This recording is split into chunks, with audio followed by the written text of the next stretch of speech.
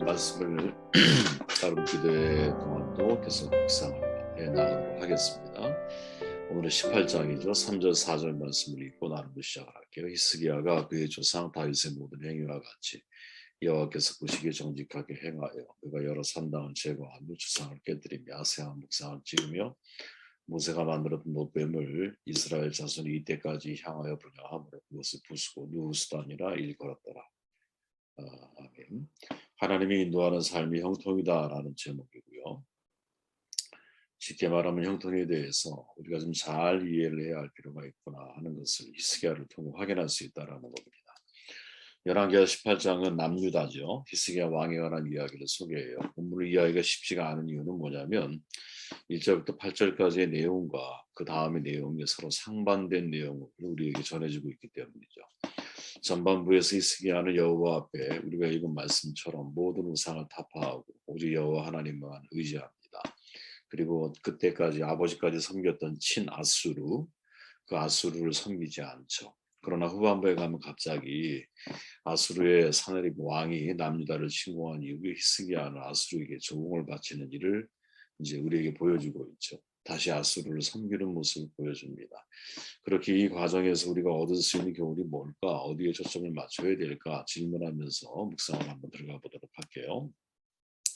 3절 4절 말씀을 우리가 읽었죠. 모세가 만들었던 노뱀을 이스라엘 자손이 이때까지 향하여 분행을 함으로 이렇게 기록을 하죠. 노뱀 이야기는 여러분 민수기 21장에 보면 나오죠. 모세 시대에 사용된 노뱀 우리가 잘 알잖아요. 그 노뱀을 바라보는 자마다 다 어떻게 됐다? 이제 죽음에서 건짐을 받죠. 구원을 받죠. 이제 그 사건이 민수기 21장에 기록되어 있습니다. 아마도 이 노뱀이 시간이 지났음에도 불구하고 공개된 장소에 보관되어 있었던 것 같아요. 더욱이 이스라엘 백성들은 이 노뱀을 종교적인 목적으로 활용을 하고 있었던 것 같고 우리가 잘 알지만 여호와를 위해 성전을 계획했던 다윗 또 그 성전을 완공했던 솔로몬 시대까지도 포함되어 있는 거죠. 지금 히스기야 왕이니까. 아마도 다윗도 솔로몬도 노뱀을 제거하지 않았던 것 같습니다. 법궤와 노뱀 모두가 다 하나님이 지시하신 거죠. 법궤가 먼저 제작이 됐고 노뱀은 나중에 광야에서 만들어집니다. 법궤는 이스라엘의 공적 종교 기물이었고 노뱀은 일시적인 그 상황을 구원하기 위한 하나님의 일시적인 장치일 뿐이었죠. 근데 세월이 지나도 이스라엘이 계속해서 여호와를 잊어버리고 법궤에도 성막에도 큰 관심을 끊지 못하죠. 반면에 노뱀은 공적인 종교 기물이 아님에도 불구하고 여전히 보관되어 있었던 것 같아요. 백성들에 의해서 분양될 정도로 사랑을 받았던 것이 분명하죠. 성경에 그렇게 기록이 되어 있잖아, 그죠? 이유가 뭘까? 아마 그 기능성 때문에 이런 일이 벌어지지 않았을까 하는 생각을 해봅니다. 노뱀을 바라보는 자마다 살리라 이렇게 성경에 말씀하셨고 실제로 뱀에 물린 자가 노뱀을 쳐다보는 중 모두가 살았죠. 그러나 중요한 것은 법궤나 노뱀 그 자체가 중요한 게 아니라는 거죠. 그죠? 그 자체는 사실은 아무런 능력이 없는 거예요.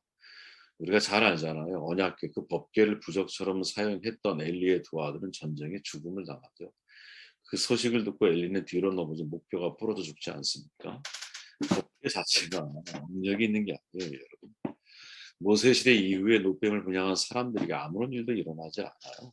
사실은 거기에 대한 뭐 어떤 사건도 성경에는 기록되어 있는 것이 없습니다. 그것들은 단지 도구에 불과했기 때문인 거죠. 중요한 것은 그 상징성으로 표현되어지고 있는 이면에 하나님인 거죠. 하나님은 노뱀을 통해서 병을 치유할 수 있고 지팡이를 가지고도 홍해를 가르고 바위에서 물을 내실 수도 있는 분이신 거죠. 법궤가 하나님이 거주하셨을 때는 블레셋 이제 지역에 있을 때는 많은 사람들에게 그저 함부로 거룩한 하나님에 대한 경솔한 태도로 죽임을 당할 수도 있지만 그 법궤를 통해서 많은 사람들이 회복을 경험할 수도 있는 거죠. 중요한 것은 노뱀이나 지팡이가 없어도 사실은 하늘에서 만나와 메추라기를 내리실 수 있는 분이 하나님이시잖아요. 이스라엘은 노뱀을 의지할 것이 아니라 하나님을 의지해야만 하는 것이죠. 그런데 이스라엘은 하나님은 갑자기 온데간데 없어지고 노뱀만 복원하고 있죠. 그 노뱀에게 분양하고 있습니다. 히스기야는 바로 그 노뱀을 자기의 시대에 파괴를 해버리고 있죠.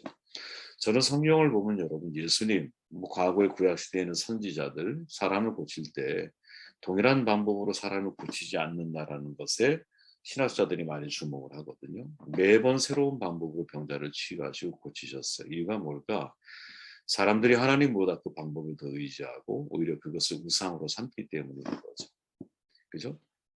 마치 바울이 여러분 이제 그 수건, 바울이 썼던 수건을 아니 모세가 썼던 수건 또 바울이 썼던 그것들을 아, 통해서 치유를 경험하게 되면 그것이 마치 이제 우상이 되어지는 것과 같은 이제 것으로 우리가 이해할 수 있을 거예요. 왜 하나님이 매번 각기 다른 방법으로 수단을 사용하시는가? 방법을 의지하지 말고 다양한 방법을 통해서 구원의 역사를 펼치시는 하나님을 의지하라는 거죠. 방법에 매이면 안 됩니다. 다른 사람의 방법을 여러분 쫓아갈 필요도 없습니다. 과거의 노뱀의 방법 의지할 필요가 없다고 봐요. 타성에 젖지 말아야 된다고 봐요. 타성도 우상이 될 수 있는 거거든요. 그래서 히스기야는 남유다의 종교역을 이루어가면서 그동안 우상으로 섬겼던 노뱀을 부수고 새롭게 자신을 통해서 이루어가신 하나님에 대한 기대감을 사람들에게 보여주고 있죠. 저는 매우 중요한 거라고 봐요.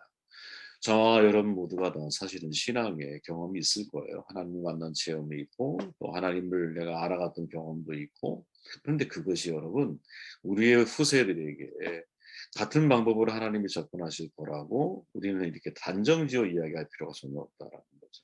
하나님은 다양한 채널을 통해서 우리 아이들을 손대시고 우리 아이들을 만나게 하실 것이고 그렇기에 내 눈에 보이는 것을 통해서 혹은 나의 신앙에 걸어왔던 발자취를 보이는 것으로 형상화해서 사람들에게 오히려 만들었을 때는 그게 오히려 걸림돌이 될 수 있지 않을까 그런 생각을 해보게 됩니다. 13절 말씀을 읽어보면 히스기야 왕 제14년에 아수르의 왕 사느립이 올라와서 유다 모든 견고한 성읍들을 쳐서 점령했다. 그랬더니 히스기야가 뭐라고 말하느냐 아수르 왕에게 이르되 내가 범죄하였습니다. 나를 떠나 돌아갔소서. 왕이 내게 지우는 것을 내가 당하리이다. 이렇게 고백을 하고 있죠. 모두가 노뱀을 분양할 때 히스기야는 단호하게 하나님을 주목하죠. 그래서 그 노뱀을 파괴시켜 버려요. 성경은 그때 위의 상황을 뭐라고 사실은 말하냐면 5절에 보니까 중요한 구절입니다. 히스기야가 이스라엘 하나님 여호와를 의지하였는데 그의 전후 유다 여러 왕 중에 그러한 자가 없었으니 그가 여호와께 연합하여 그에게서 떠나지 아니하고 여호와께서 모세에게 명령하신 계명을 다 지켰어. 여호와께서 그와 함께 하심에 그가 어디로 가든지 형통했어. 저가 아수르 왕을 배반하고 섬기지 않았어. 정말 좋은 말은 다 나왔죠. 그죠? 여호와를 의지하고 그와 연합했어. 연합은 여러분 내가 붙들어 매달리는 거야. 마치 아이들이 엄마 아빠랑 헤어지기 싫어서 손을 붙들고 막 매달리잖아요. 그거 같이 같은 뜻이에요. 그리고 모세가 명령한 계명도 모두 다 지켜요. 그 결과 여호와께서 히스기야와 함께 하셨고 그가 어디로 가든지 형통하게 만드셨어요. 그리고 마지막이 뭐예요? 아스루 왕을 배반하고 섬기지 않아요. 그러니까 이렇게 결론 지을 수 있죠. 야 하나님은 정말 내가 의지하는 사람이 되면 사람을 섬기지 않는 사람이 되는 거구나. 이런 생각을 해보게 됩니다. 그러나 문제가 뭐예요? 13절 이하에 보니까 상황이 갑자기 급변합니다. 14년이 되었을 때 통치기간 아스루 왕 사네립이 유다의 견고한 성읍들을 다 점령을 해버린 거야. 상황을 지켜보니까 히스기야에 더 이상 가망이 보이질 않아요. 사신을 보내서 뭐라고 말하느냐? 우리가 잘못했습니다. 세 번역입니다. 철수만 해주시면 요구하는 것이 무엇이든지 다 드리겠습니다. 이렇게 말해요. 성경에 따르면 아스루 왕이 요구한 게 금 30달란트, 약 1톤 정도 되는 거거든요. 은 300달란트를 요구를 합니다. 이것을 해결하기 위해서 히스기야가 15절에 보니까 이에 여호와의 성전과 왕국 곳간에 있는 은을 다 주었어. 왕궁의 곳간에 있는 거 주면 괜찮아. 근데 못 가지죠. 여호와의 성전에 있는 것까지 다 줘. 또 그때 유다 왕 히스기야가 여호와의 성전 문의 금과 자기의 모든 기둥에 입힌 금까지 벗겨서 왕에게 주었어요. 매우 수치스러운 일이죠. 그 벗기면서 무슨 생각을 했을까요? 그렇죠?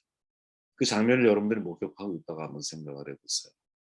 전 여기서 중요한 질문을 던지게 되거든요. 여호와를 의지하여 아스를 섬기지 않았던 히스기야. 그에게 하나님이 형통의 은혜를 줬다 이렇게 말을 해요. 그리고는 갑자기 13절에서 상황이 역전이 되면서 아수르의 침략이 시작이 되고 다시 아수르를 섬기는 히스기야의 모습을 보여주고 있거든요. 분명 성경은 여러분 우리가 읽었듯이 여호와께서 그와 함께 하시며 그가 어디로 가든지 형통했다 이렇게 말하잖아요. 히스기야가 하나님을 의지하고 연합되었을 때 어디로 가든 형통하는 은혜가 그에게 분명히 있었어요. 근데 14년 차가 되었을 때 다시 아수르에게 조공을 바치고 있는 히스기야를 소개해 주는 거죠. 도대체 무엇을 우리에게 알게 하시려고 하는가? 저는 신앙의 길은 만사 형통을 보장하지 않는다라는 것, 이것을 우리가 잊으면 안 된다. 여러분, 신앙, 내가 예수를 딱 믿었어. 그러면 갑자기 내 인생의 모든 길이 다 꽃길이 될 거라고 생각하시면 안 된다고 봐요. 그렇지 않아요. 오히려 정반대일 수 있죠. 그죠? 오히려 세상이 우리를 가만히 두지 않을 수도 있고, 오히려 내가 정말 어떠한 역경과 어려움이 있어도 그 길을 걸어가려고 하는 하나님의 어떤 우리의 의지에 대한 테스트가 끊임없이 주어지는 길일 수 있고요. 자연스러운 거는 이기적으로 살아가는 건데 신앙의 길을 이타적으로 살아가야 되는 거잖아요. 그 자체가 이미 고난과 어려움이 있기 때문에 만약에 내가 이제 형통의 개념을 좋은 길, 잘 되는 길, 편안한 길, 안정된 길로만 이해하고 살아간다면 진짜 이런 불행은, 이런 히스기야의 모습은 우리에게 있어서 너무나 큰 어려움으로 사실 이해되고 다가올 수 있죠. 여러분, 바벨론 포로 기한 이후에 스룹바벨 성전 재건이 시작됐다가 중도에 멈추잖아요. 백성들은 농사를 비롯한 많은 일들이 잘 풀리지 않는 것을 경험을 해요. 그때 그 시대에 활동했던 선지자 학개와 스가랴인데 그중에 학개라고 하는 선지자가 성전 짓기를 멈췄기 때문이라고 선포를 해. 백성들은 다시 성벽 재건에 돌입을 해. 근데 상황이 나아지질 않아요. 백성들은 당연히 의문을 갖겠죠. 야, 하나님의 일을 행하는데 왜 어려움이 해결되지 않지? 이런 의미를 갖고 그런 것들을 질문했겠죠. 그때 학개 선지자가 그들에게 말하는 메시지의 내용을 들어보면 간단하거든요. 이게 뭡니까? 성전만 지으면 만사 형통될 것이라고 생각하지 말라는 거예요. 자, 어제까지 우리가 하나님을 떠난 죄인으로 살아왔던 사람이 내가 오늘부터 열심히 신앙생활을 하겠다 결심을 하고 돌이켰어. 그럼 과거의 문제들이 순식간에 마치 그저 안개처럼 사라져버립니다. 분명 히스기야는 여러분 아버지 아하스와는 다른 길을 선택을 했어요. 종교개혁을 실시하고 자기 신앙을 반듯하게 세웁니다. 그러나 아직 해결해야 하는 남은 과제들이 남아있는 거죠. 그 문제들은 여러분 히스기야 때부터 시작된 것이 아니라 오히려 그 이전 아버지로부터 시작된 문제였을 확률이 훨씬 더 높은 거지. 아하스는 하나님 앞에 정직하게 행하지도 않잖아요. 친아수르 정책을 펼쳐왔잖아요. 심지어 아수르의 그 종교적인 제단 구조와 양식을 그대로 흉내내서 여호와의 성전 제단을 자기 마음대로 변경하잖아요. 이것을 개혁하려고 하는 히스기야. 아수르의 입장에서 놓고 볼 때는 히스기야는 완전한 배신자죠. 그죠?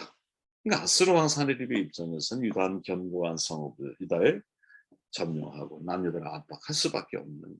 이제 히스기야의 믿음이 시험대 위에 서게 되는 거죠. 사람을 볼 거냐. 아니면 이때도 내가 하나님을 볼 거냐. 문제 앞에서 진짜 형통의 길이 무엇인지를 생각하고 형통의 길을 갈 것이냐. 아니면 문제 앞에서 내가 사람을 봄으로 인하여 어려움을 봄으로 인하여 망통의 길을 내가 선택할 것이냐. 선택의 자리에 있으기 하는 놓이게 되죠.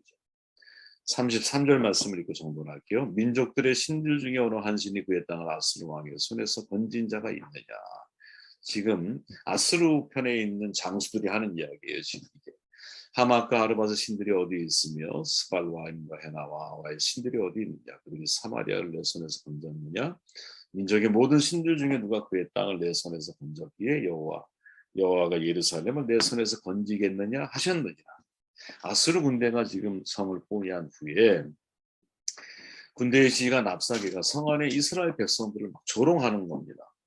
백성들에게 항복을 종용해요. 그때의 메시지의 초점이 뭐냐? 너희는 여호와를 의지하라고 하는 히스기야의 설득에 넘어가지 말라는 거예요. 우리가 내용을 읽어봤지만 내용을 그냥 한마디로 딱 정리해 보면 아수르를 상대해서 이긴 신이 있느냐? 없다라는 거죠. 쉽게 말하면. 모두가 다 아수르의 군대 앞에서 패했다라는 거예요.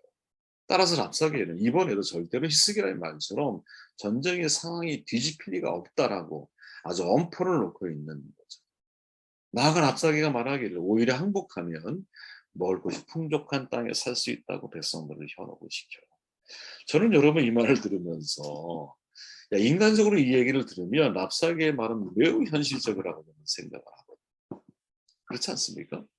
신앙인의 착각이 있죠. 그죠? 그게 뭘까요? 지금은 고난을 당하고 어려워도 언젠가는 형통하리라고 하는 착각이에요. 어, 이런 형통의 개념에는 여러분 언제나 뒤따라오고 함께하는 생각이 있거든요. 일이 잘 풀리는 것, 세상에서 성공하는 것, 고통당하지 않는 것. 이것이 항상 뒤따라와요. 우리의 생각이. 우리가 아까 찬양 불렀잖아요. 여러분 찬송가 가사에 이렇게 말하죠. 나의 갈 길 다 예수 인도하시니 내 주 안에 있는 공기를 어찌 의심하리요. 믿음으로 사는 자는 하늘의 위로 받겠네. 무슨 일을 만나든지 만사형통하리라. 지금 고통을 당해. 그러나 하나님이 함께 하시기 때문에 언젠가는 형통한다. 이런 생각으로 성경 속에서 형통이라는 단어를 찾아보면 우리는 정말 실족하게 될 거예요. 왜냐하면 성경에서 여러분 형통이라고 하는 개념을 이런 식으로 우리에게 소개한 적이 거의 없기 때문에 그래요. 요셉을 떠올려 보십시오. 왜?